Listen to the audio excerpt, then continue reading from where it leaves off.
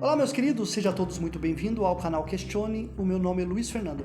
Meus queridos, no vídeo passado, parte 1, eu fiz o seguinte desafio para os cristãos, para os crentes. Para quem quiser colocar aqui aonde Jesus disse, dentro dos sinóticos, nas palavras da boca de Jesus. Não João, não Pedro, não Tiago, não Paulo, que nem apóstolo foi. Mas aonde o próprio Jesus disse que ele teria que morrer para perdoar os pecados. Mostrei a passagem ali de Mateus capítulo 1, aonde o anjo aparece para José, afirmando que também Jesus nasceria e teria que ser colocado o nome dele de Jesus, Emanuel, Deus conosco, todo aquele contexto ali, se é que você lê a Bíblia. E ali o anjo diz que ele salvaria o seu povo dos seus pecados. Mas não foi Jesus que disse isso, foi um anjo. Temos comprovação disso? Não, nem nós e nem muito menos os crentes. Anjos existem? Aparecem? Você que é cristão, você consegue comprovar isso, que é verdade o que está escrito ali? Porque nem tudo que está escrito é verdade, porque papel aceita tudo, como diz o canal lá do nosso amigo RC. Então, meus queridos, o anjo diz que ele viria para perdoar o pecado do seu povo. E quem era o povo de Jesus? Jesus era de qual descendência? Jesus era judeu. O seu povo era Israel, o povo de Israel, as 12 tribos. Então, qual que é o povo que Jesus teria que salvar? O povo de Israel. Por isso que você vê todo o contexto ali dos sinóticos, dizendo ali, os que estiverem na Judéia, né, suba para os montes.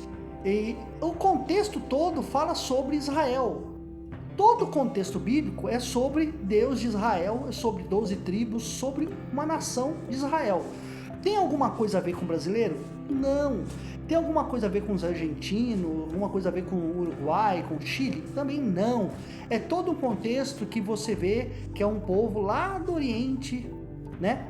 E não tem nada a ver. Mas, infelizmente, pegaram a Bíblia e aplicaram no nosso tempo de hoje. Então nós estamos aqui desmistificando essas mentiras, porque é uma mentira, que são pregados nos púlpitos pastorais, dizendo que Jesus morreu para perdoar os pecados. Mas não foi isso que aconteceu. Então agora, nós vamos agora para a segunda parte, onde eu vou mostrar para vocês por que que Jesus morreu. Por que que Jesus morreu? Qual foi a culpa que colocaram em Jesus? Qual foi o motivo que sentenciaram Jesus? O que fez Jesus morrer? Presta bem atenção. Em nenhum momento, eu vou ser prolixo. Qual foi o momento que Jesus disse da boca dele ali, nos versículos, que ele teria que morrer para perdoar os pecados da humanidade? Aonde está escrito isso na boca de Jesus? Mais uma vez, não venha com terceiros, não venha com outras teologias, João, Tiago, Pedro, Paulo, não venha. Eu quero escutar isso, um versículo só, para refutar todos esses dois vídeos meus. Jesus afirmando que ele morreria para perdoar o pecado da humanidade. Como diz lá João, né? Que Deus amou o mundo de tal maneira que enviou o seu Filho unigênito para que todo aquele que nele crê não pereça, mas tenha a vida eterna. Mas aonde que Jesus afirmou isso daí? Aonde que Jesus afirmou que ele teria que morrer para perdoar pecados? Sendo que pecado no antigo Israel era você quebrar as leis de Moisés. Pecado é você tropeçar nas leis, é você não cumprir os mandamentos da lei de Moisés. Isto que é chamado pecado no contexto da Bíblia. Então vamos para o próximo post, que eu vou mostrar para vocês qual foi o motivo que levou à morte de Jesus. Vamos lá. Nós vamos ver algumas passagens das tretas que houve ali dentro do sinótico entre Jesus e o povo judeu. Vamos ver? Quanto o grupinho do templo. E aí, para vocês inteirar mais desse contexto, para vocês entender as narrativas ali de Jesus, vocês podem acompanhar o canal lá do nosso amigo Francis Scania e Primo Mateu, a Multiversal Flaviana. Eles têm um contexto todo montadinho já, mostrando ali as problemáticas e quem que montou toda essa narrativa, essa construção ideológica ali, por que Jesus foi construído, ok? Então vamos lá. Mateus 21, eu não vou nem citar os versículos aqui para não estender o vídeo. Então vocês aqui, eu vou fazer a leitura e vocês vejam onde está as passagens, vai ficar gravado. Então vamos lá. Entrou Jesus no templo de Deus, expulsou todos os que vendiam e compravam no templo, e derrubou as mesas dos cambistas e as cadeiras dos que vendiam pombas. E disse-lhes, está escrito, a minha casa será chamada casa de oração, mas vós a tendes convertidos em covil de ladrões.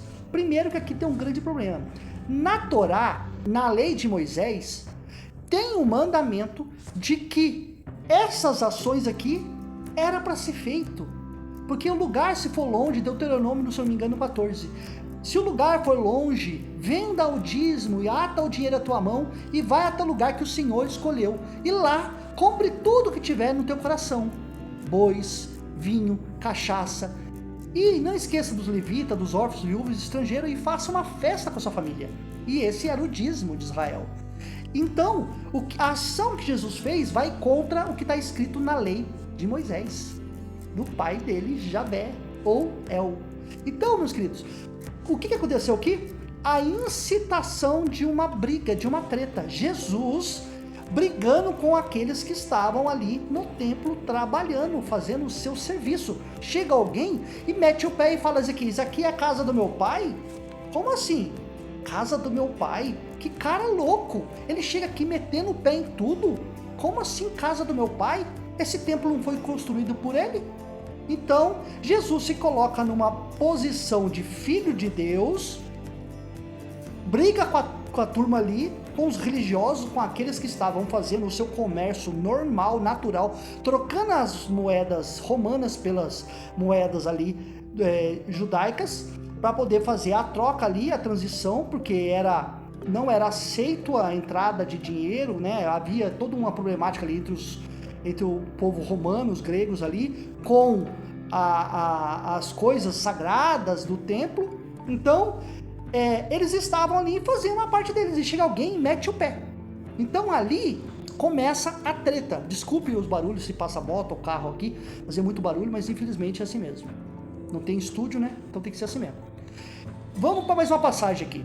E os príncipes dos sacerdotes e os fariseus, ouvindo essas passagens, entenderam que falava deles, Jesus falando deles em parábolas, e pretendendo prendê-lo, recearam o povo, ficaram com medo, né?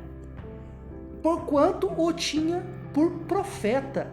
Presta bem atenção, Jesus em várias partes dos sinóticos é chamado de profeta, e eles tinham ele como profeta. Só tem um problema, o próprio Jesus diz o seguinte, a lei e os profetas duraram até João, não passa. Então se a lei e os profetas duraram até João, então como que Jesus aceita um título como profeta, ao invés de ele falar, não sou profeta? Tem um grande problema aqui, contradição dentro do texto. Vamos para a próxima?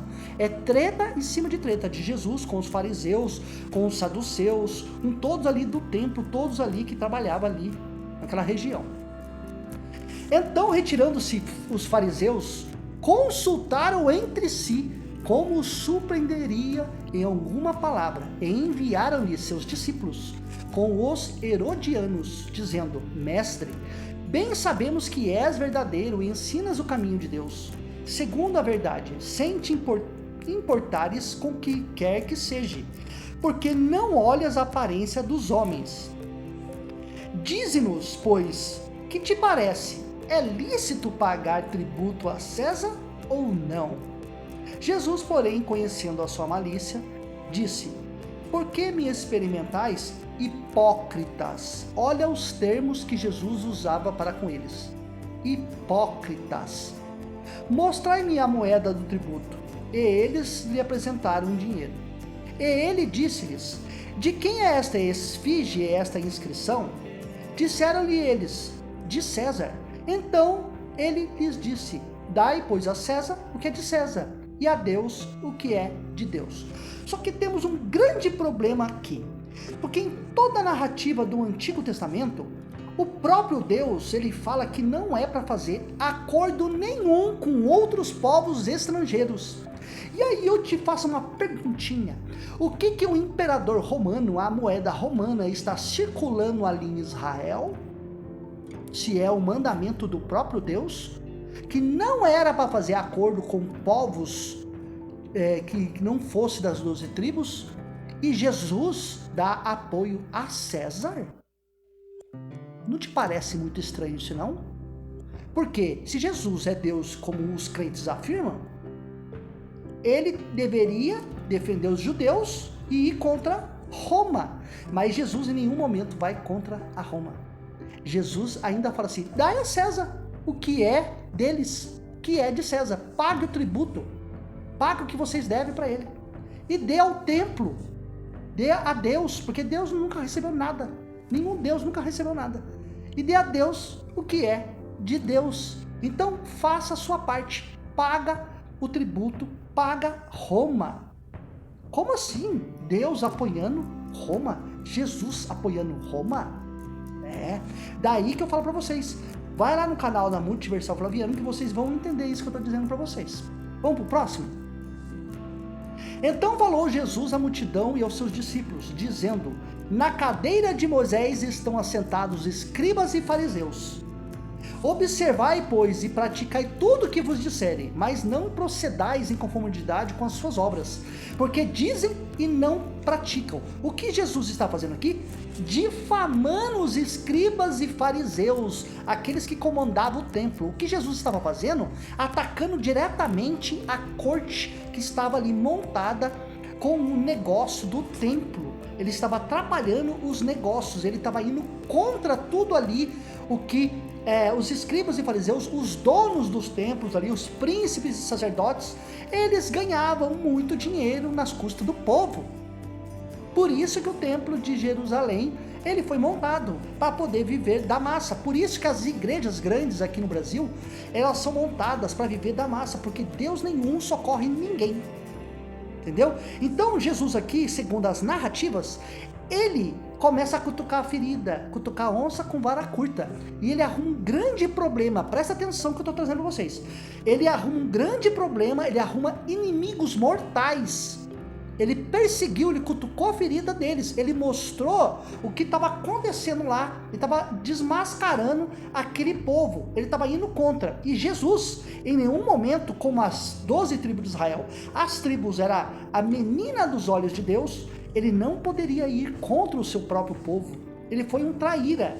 Ele deveria mostrar para eles que ele é filho de Deus, o poder e tudo mais. Ele deveria mostrar que ele é o próprio Deus, como João 1 diz dele, né?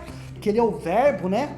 O verbo encarnado. Então, meus queridos, ele deveria praticar aquelas obras que o próprio Deus Javé, Jeová, Yavé, praticava lá no Antigo Testamento e mostrar para eles que o Deus de Israel é o Todo-Poderoso. O Deus de Israel expulsaria o Império Romano dali e ele se tornaria o Messias, porque o Messias, a função dele era essa: construiu o templo, que é uma das profecias, e reinar sobre Israel.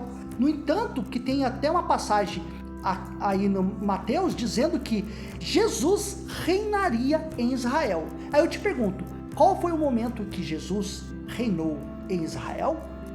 Isaías é uma passagem que o anjo Gabriel disse que ele seria o rei e reinaria em Israel. Aí eu te pergunto, essa profecia se cumpriu na vida de Jesus? Jesus reinou, assentou no trono em Israel? E é literal, tá? Não é espiritual. Não adianta você, crente, querer passar a mão na cabeça do texto. Não adianta você fazer manobras. Então, olha para você ver. Observai tudo e praticar o que vos disserem, mas não procedais em conformidade com as suas obras, porque dizem e não praticam. Ele estava arrumando inimigos. Mateus agora 23 diz assim: pois atam fardos pesados e difíceis de suportar, os põem sobre os ombros dos homens, eles porém nem com o dedo querem movê-los. e faze todas as obras a serem vistos pelos homens, pois trazem largos filactérios, e alargam as suas franjas e as suas vestes, e amam os primeiros lugares das ceias e as primeiras cadeiras das sinagogas. Não parece muito, não, com os pastores, a igreja evangélica, que acontece que não? Ama os primeiros lugares das ceias, das igrejas, orar de pé. Não parece isso aqui as igrejas evangélicas para vocês?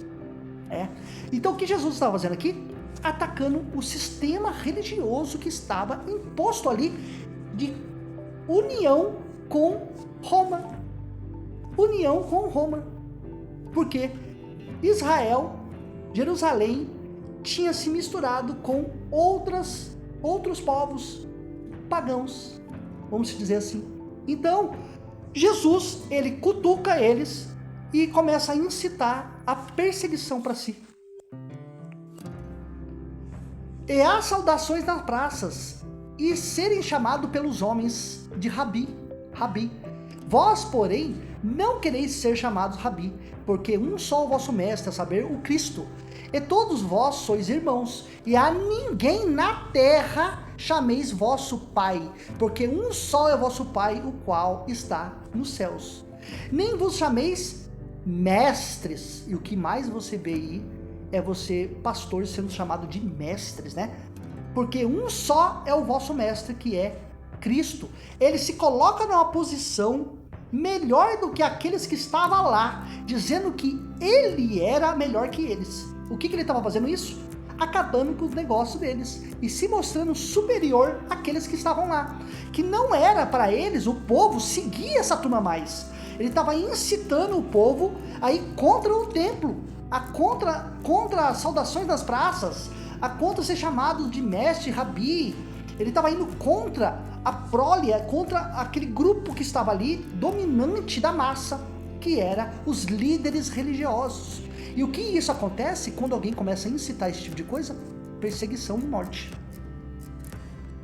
Mas ai de vós, escribas e fariseus hipócritas, porque fechais aos homens o reino dos céus, e nem vós entrais, e nem deixai entrar os que estão entrando.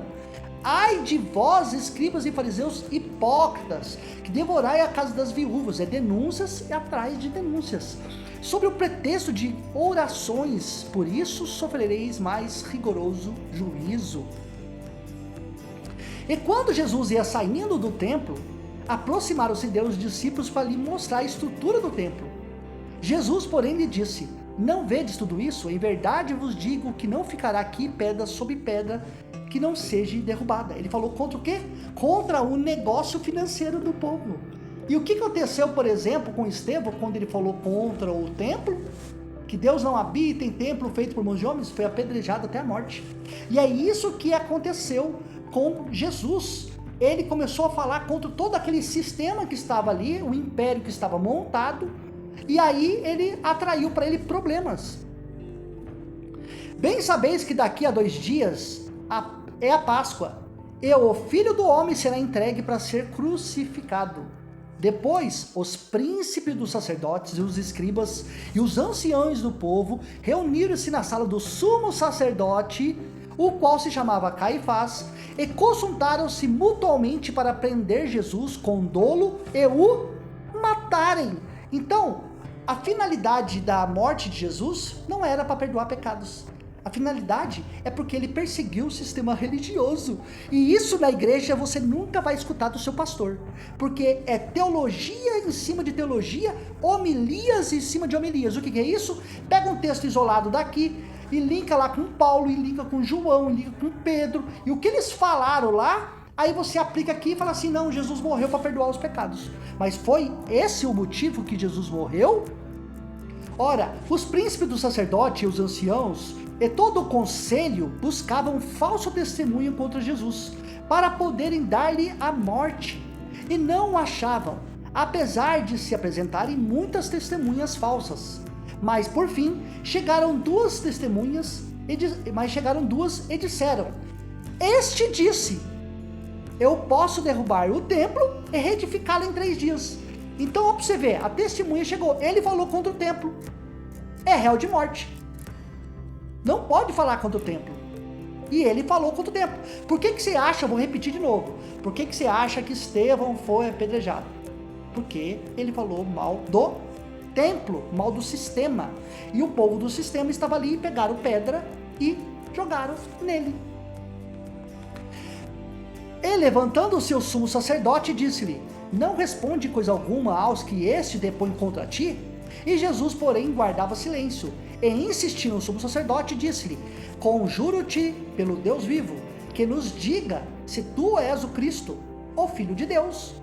Diz-lhe Jesus: tu o disseste.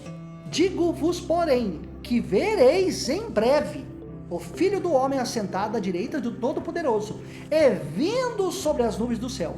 Aqui há uma mentira no texto, porque Jesus promete para Caifás e todos que estavam ali reunidos ali no conselho, no seu julgamento, e ele disse que eles veriam em breve, que vereis em breve o Filho do Homem assentado à direita do Todo-Poderoso, e vindo sobre as nuvens do céu. Te pergunto, Jesus cumpriu isso aqui?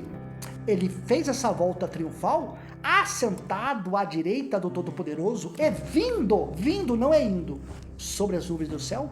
Jesus cumpriu isso daqui? E não foi isso aqui no ano 70. Por quê? Porque Jesus promete para Caifás, e Caifás morre no ano 36, 37 DC. Então, se Jesus não cumpriu esse texto, Jesus mentiu. Então o sumo sacerdote rasgou as suas vestes, dizendo: blasfemou. Para que precisamos ainda de testemunhas? Eis que bem ouviste agora a sua blasfêmia. Blasfêmia. Qual que foi a blasfêmia dele? Que ele estaria assentado ao lado do Todo-Poderoso e vindo sobre as nuvens do céu, se colocando à direita de Deus. E isso para os judeus era blasfêmia. E blasfêmia era passivo de morte, de apedrejamento. Que vos parece? E eles respondendo disseram. Por causa de quem Jesus morreu? Por causa de blasfêmia. É réu de morte, eles disseram. Então qual foi a morte de Jesus? Perseguir o sistema religioso, falar contra o negócio do templo, falar contra o templo e blasfêmia. Esse foi o motivo da morte de Jesus. Em nenhum momento você vê que Jesus, ninguém falando aqui no contexto aqui do sinótico, que Jesus morreu para perdoar os pecados. Isso aí é uma teologia posterior para poder pegar o personagem Jesus, que nem esse aqui existiu, e fazer uma teologia em cima, fazer uma narrativa em cima dizendo que Jesus morreu na cruz para perdoar pecados e universalizando, criando uma nova religião e pregando isso para todo mundo. Então esse foi o motivo da morte de Jesus. Eu espero que você tenha entendido. Se você não entendeu, volta no início de novo, assiste de novo, porque eu sei que é complexo demais. Para mim demorei também para entender esse contexto. Foi uma briga incessante entre Jesus e o pessoal do templo, os religiosos, os príncipes, os sacerdotes. Em nenhum momento aqui você vê nenhum romano que estava lá imputando crime algum em cima de Jesus. Você não vê em nenhum momento também Jesus falando contra o Império Romano que estava ali sitiado em Jerusalém. E eu espero que você tenha entendido. Você que não é inscrito, se inscreva no canal, deixe seu like e compartilhe. E até o próximo vídeo.